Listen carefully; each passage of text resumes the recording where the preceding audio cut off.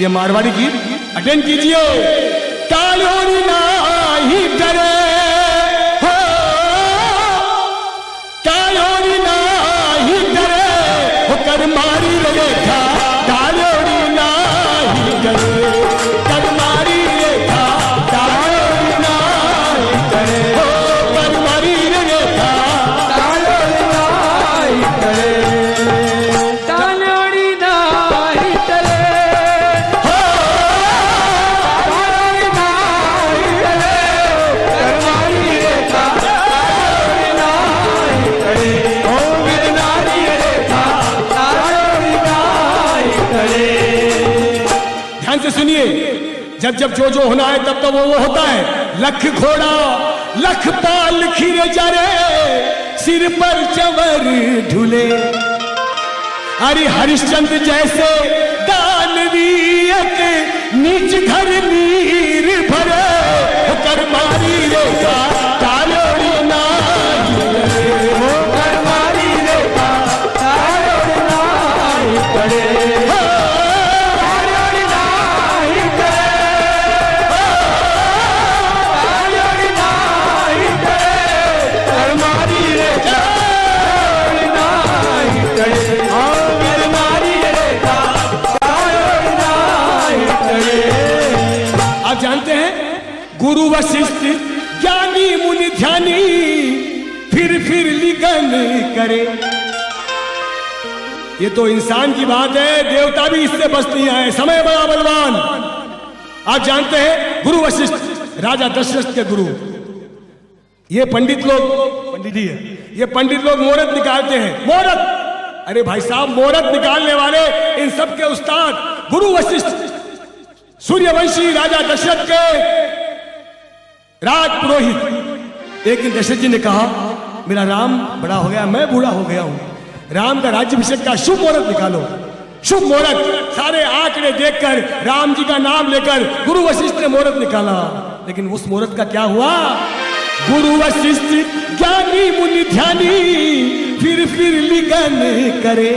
लेकिन सेम समय कैकई जलन मरण दशरथ को, सेम टाइम कैकई जलन मरण दशरथ को, बन बन राम फिरे, कर मारी रेखा कालोरी नाही डरे, कर मारी रेखा कालोरी नाही डरे, कालोरी नाही डरे, कालोरी नाही डरे, कर मारी रेखा कालोरी नाही डरे, कर मारी रेखा कालोरी नाही डरे। आप जानते हैं एक बार ऐसा हुआ, यह सच्ची घटना कई इतिहासों में लिखी हुई है। एक जगह भगवानों की मीटिंग हो रही थी, भगवानों की मीटिंग, सारे भगवान आ रहे हैं और मीटिंग में शरीक हो रहे हैं। थोड़ी देर में भगवान शंकर आए, नांदिया को बाहर छोड़ा और मीटिंग हॉल में चले गए। भगवान विष्णु आए, गरुड़ जी साथ में थे, गरुड़ जी को छोड़ा और मीटिंग हॉल में चले गए। थोड़ी देर में यमराज आए, हेलो अब्बा, यमराज आए। यमराज ने भैंसे से उतरे और जाते जाते झाड़ पर देखा, एक झाड़ पर एक छोटा कबूतर गुडरगु कर रहा था। और यमराज ने घूर कर उस कबूतर को देखा, मन में कुछ सोचा और अंदर चले गए। अब जिकाने यमराज घूर कर देख ले वह भी तो हालत पछता होगी। थर थर थर थर थर थर थर कबूतर कांपने लगा। और गरुड़ जी पक्षियों के राजा भगवान विष्णु के सवार जाकर कहा, गरुड़ जी मैं बहुत खतरे में हूं, आप बचाइए मुझे। बोले हुआ क्या? बोले यमराज जी अभी अंदर गए हैं और मुझे घूर कर देख कर गए हैं। आधे घंटे की मीटिंग है, आधे घंटे में बाहर आएंगे, मैं कितना उड़ूंगा? 1 किलोमीटर 2 किलोमीटर। यमराज मैं मर गया। हाँ, गरुड़ जी ने कहा, लो डोंट वरी, बोल हरी। गरुड़ जी महाराज ने उस कबूतर को अपने ऊपर बिठाया और पलक झपकते भगवान विष्णु के असवार पलक झपकते 7 समुंदर पार उस कबूतर को लाकर एक गुफा में छोड़ दिया। बोले बैठ जा, अब 7 समुंदर पार यमराज जी वहां पर है, तू फिक्र मत कर। वापस आ गए, बैठ गया। आधे घंटे के बाद मीटिंग शुरू हुई, मीटिंग खत्म हुई, सारे लोग बाहर निकले, यमराज जी भी बाहर निकले। बाहर निकलकर देखा झाड़ के ऊपर कबूतर नहीं, इधर उधर देखा, सोचा, उतने में गरुड़ जी आया। बोले हेलो, क्या सोच रहे हो? बोले कुछ नहीं गरुड़ जी, ऐसे ही मैंने तो देखा। बोले नहीं कुछ सोच रहे हो? बोले क्या सोच रहे हो?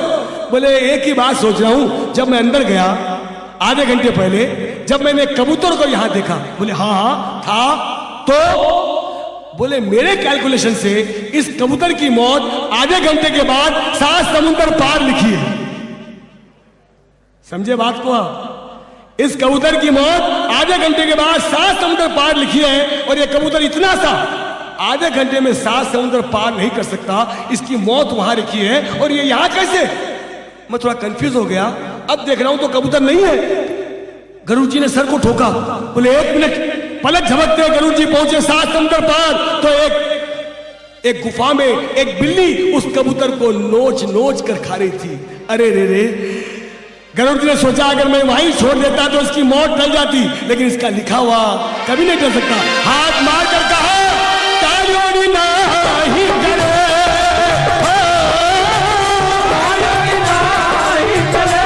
अरे करमानी रेखा तालियों नहीं करे,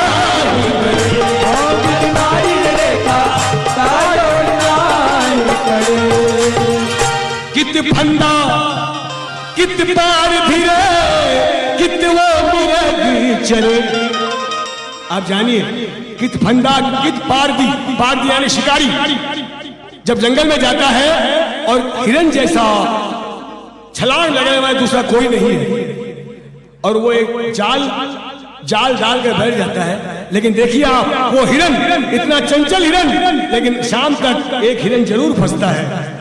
कित फंदा कित पार दिरे कित वो मिर्ग चरे, अरे कहीं भूमि को तो परियो, कहीं धरती को तो परियो, वो फंद में ही आन फंसे, कर मारी रेखा तालियों नहीं करे, ओ कर मारी रेखा तालियों नहीं करे,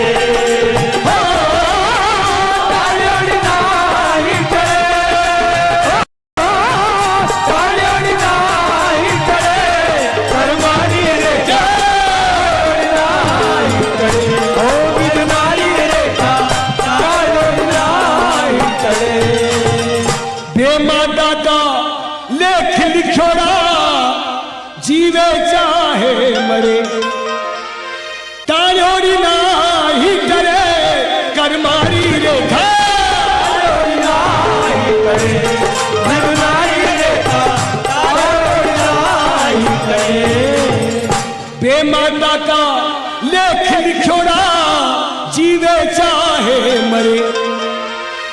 बेमाता आप जानते हैं, ध्यान दीजिए, आपका सारा कारोबार बेमाता बनाती है। जब आप पैदा होते हैं तो नक्षत्र के हिसाब से आपकी कुंडली बनती है, वो बेमाता बनाती है। बेमाता, बेमाता, माता, बेमाता जिसने लेख लिखा, जिसने आपके किस्मत के सारे रास्ते अपने हिसाब से टच कर दिए कि ये टाइम पे ये होगा, ये टाइम पे ये होगा, ये टाइम पे टाए टाए फिश होगा। एक बार आप जानते हैं सुखदेव मुनि जिन्होंने भागवत पुराण परीक्षित राजा को सुनाई थी, उनके नाना जी थोड़े लोभी थे। मन में सोचा हमारा सुखदेव जिसकी स्वर्ग तक पहुंचे, स्वर्ग तक, क्या मेरा इतना काम नहीं करेगा? नाना जी बूढ़े हो गए, लेकिन आए सुखदेव जी के पास। सुखदेव, अरे हमारी इच्छा रे, एक काम कर, बेमाता कर हमारी मौत को पन्नों निकाल दे। बोले कैसे निकलेगा? नहीं, एक बार मेरे लिए देख, मैंने तेरे पर बहुत आस लगाई है बेटा, मुझे जिंदा रहना है, मेरी मौत का पन्ना निकाल दे। सुखदेव जी ने कहा पोजीशन की बात हो गई, क्या करें? उनको लेकर आए भगवान इंद्र के पास, देवताओं के राजा। कहा भाई हमारे नाना जी का प्रॉब्लम है, थोड़ा सॉल्व करो। इंद्र ने कहा भाई ये सारा कार्य ब्रह्मा जी को मालूम है। ब्रह्मा जी के पास गए, ब्रह्मा जी ने कहा ये सारा कार्य जगत के पालनहार महाविष्णु संभालते हैं। विष्णु जी के पास गए, वहां से पता चला कि ये कार्य जरूरी है कि हम भोलेनाथ को दें, क्योंकि भोलेनाथ जरूरी होना है, संहार करता भोलेनाथ है।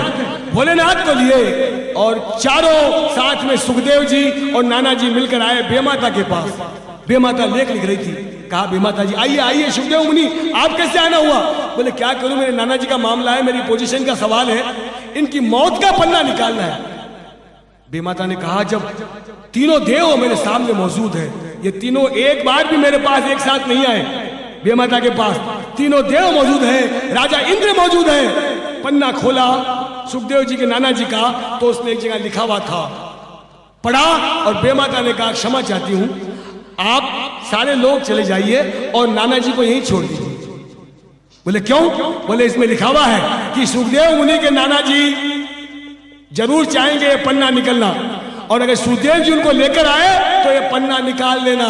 अगर यहां पर इस सब्जेक्ट को लेकर ब्रह्मा विष्णु महेश और राजा इंद्र आए तो ये मौत का पन्ना, अगर ये चारों मिले तो ही ये मौत होगी, वरना मौत नहीं होगी। देखिए आप ये चारों का आना नाना जी के लिए मौत का फरमान लेकर आया।